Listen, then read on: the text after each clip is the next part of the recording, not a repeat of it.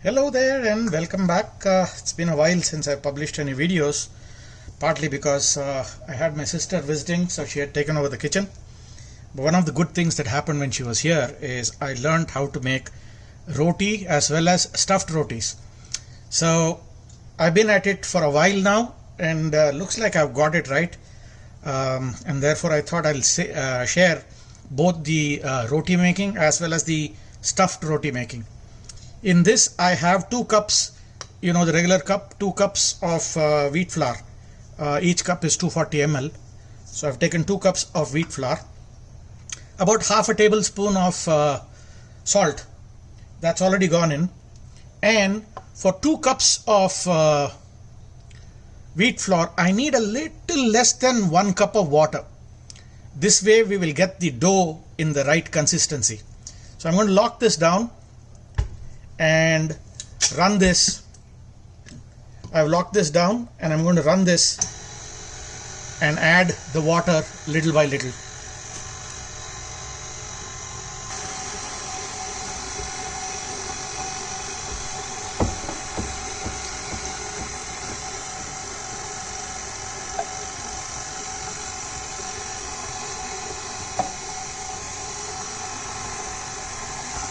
Just move that with a spatula on the side. So dab a few drops of oil in your hand and go ahead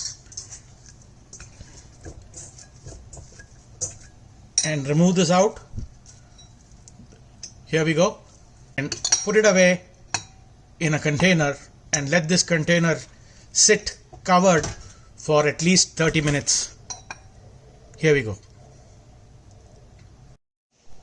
So we had this sitting for 30 minutes at least, and what I have with me is this little base on which we can make rotis. I have a roller pin and 2 tablespoons of wheat flour in a plate here. What you want to do is take a small ball and roll it tight till you have a little ball. This is about 30 to 40 grams, not much. Okay, it's the size of a ping pong ball. Okay, what we'll do is take this and roll it over the floor here so that it's no longer sticky. Once we've done that, we'll place it here and just tap it around so that it is slightly round in its shape. What we'll do is run the roller pin, turn it around,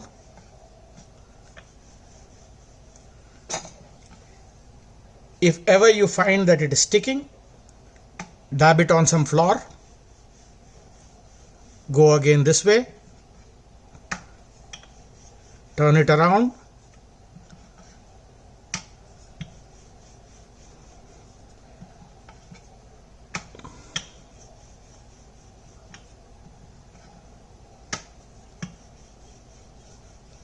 there we go.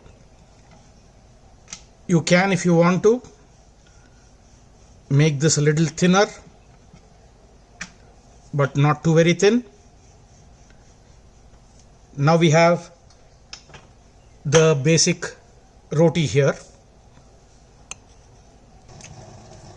I have with me a flat pan here. It has this curvature out here, the saucepan. There is a good reason why you want this.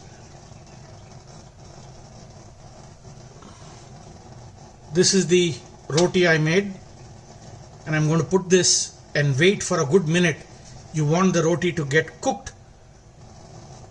When it cooks itself, it will turn white from the brownishness that it has. If you turn this too quickly, as you can see, it is still brown. It's not white. So you want to wait for it to become white. So give it a good 1 minute and then turn it around. You can see these white spots. It tells you that it is cooked, but it's not really cooked. Flip it back again and let it turn white. That's why the 1 minute is necessary. I'm running the flame at high. I've now flipped it over. It has cooked on the other side for a minute. I'm going to flip it around. You can see it's totally white. Now what we're going to do is lower the flame, shift this pan and drop the roti and increase the flame. When you do that, it's going to puff up like this. The moment it puffs up, turn off the flame, flip it around and turn back the heat fully. It will fluff up once more. Once it has done that, it's ready. You need to put this on a towel because it tends to sweat. This way it remains dry. Some people tend to put a layer of clarified butter over it. I prefer it just this way. I love my rotis with a good cauliflower curry and a good dal. And always something I love is this compartmentalized plate so that nothing is mixed up. I can taste them independently and enjoy them. Do subscribe to the channel, comment and let me know if you were able to make something like this. It's very easy to make these beautiful rotis. They are very healthy. Whole wheat flour, very rich in fiber, no oil, nothing, and nothing like having a meal like this. Okay, so to make the stuffed paratha, I'm going to cook a little bit of some basic ingredients to get the potato stuffing. I've taken a wok, I've turned up the flame. I'm going to put just 1 tablespoon of oil.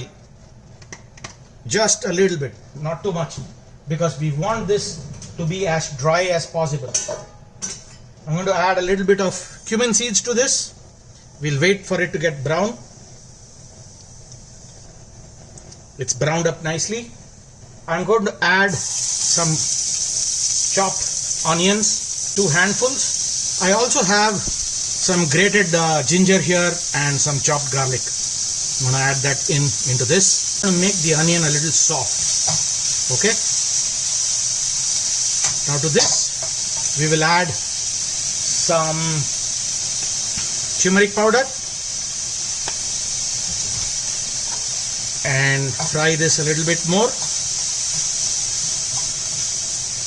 I'm going to add salt to this. That is salt. The moment you add salt actually to onions, it cooks faster because it lets the water out. Okay, the onions are soft. I'm going to turn off the flame. We don't need the heat anymore. In the residual heat, I'm going to add a tablespoon of coriander powder. It's freshly ground. I use a coffee bean grinder, and grind my own powders. I'm going to add a mix of spice powder. The one I use is called sambar powder. It's my go-to powder. It has chili powder, turmeric, asafoetida, and various other spices already. So we'll just give that a mix in the residual heat. I'm going to add also a little bit of Kashmiri red chili powder just to give it a little bit of more spice. If you want to, you can add green chilies as well to this.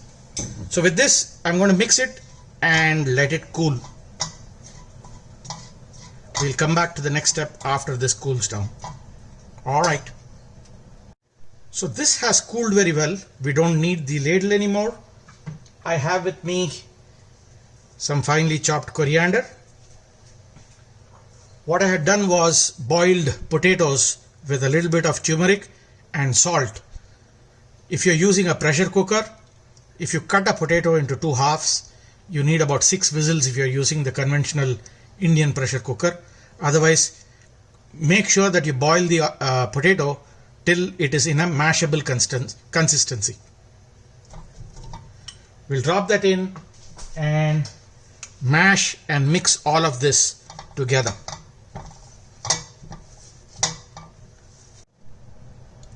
So the potato has mashed nicely and got mixed. You can see how dry this is. That's the important part. One is that this stuffing needs to be dry. The second is, whatever be the stuffing, you can also choose to have meat instead of potato. You just want to be sure that it is soft enough that your roller pin can flatten it out. If you got that consistency, we are good with the stuffing. Okay, to do a stuffed paratha, I've taken a slightly larger ball of this wheat dough. Again, press this and roll it nicely so that it's tight. That way there are no folds in the dough. So once you've got this, what you want to do is roll it over the flour. And once you've rolled it over the flour, place it here and just gently turn this into a nice circular shape and run the roller pin. Turn it around.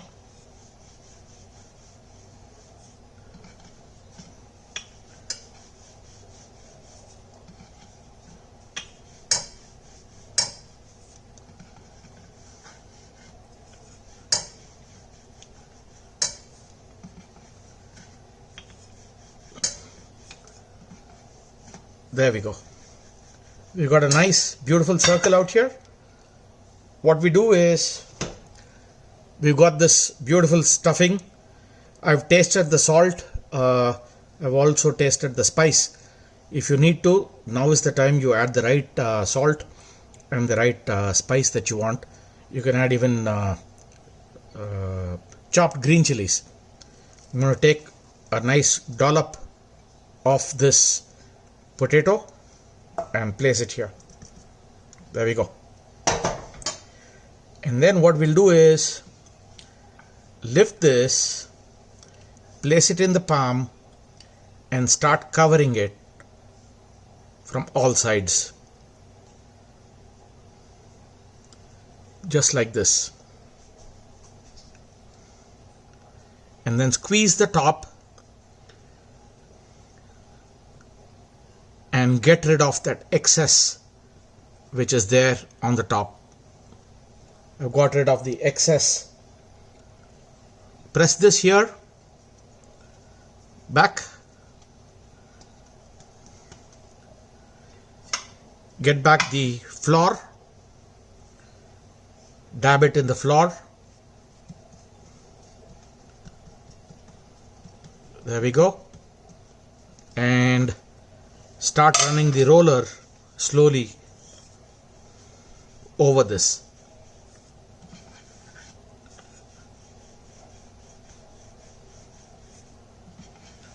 Don't be in any hurry, go slow, gently expand it,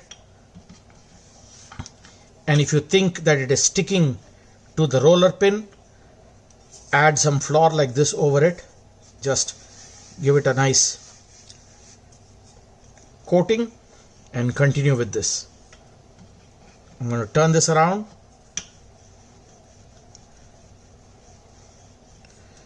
You can continue doing this until you think this is ready, and it will tell you that it's ready because the stuffing will start to show out. That's when you know you need to stop.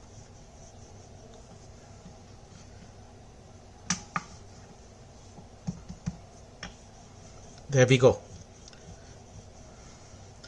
So I'm going to make this as much thin as possible because I really love a thin coat of the wheat flour. I don't like them thick. And we have this beautiful stuffed paratha waiting to get to the flat pan which is heating up. I have this hot pan ready. and I have this as well. I'm going to gently flip it over to my hands and then place it. Allow it to cook a good 1.5 minutes on each side. After about 1.5 minutes, use a ladle and flip it around. There we go. This is not still done. We will come back and cook this for yet another 1 minute.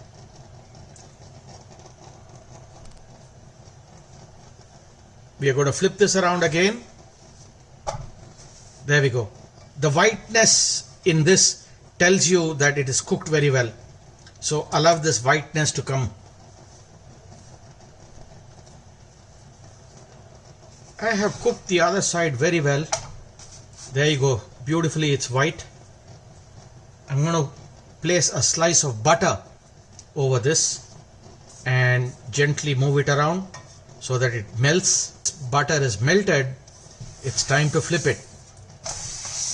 And now that it's flipped, we're going to add another slice of butter. Now that it's coated very well on this side, time to flip it around. Wow!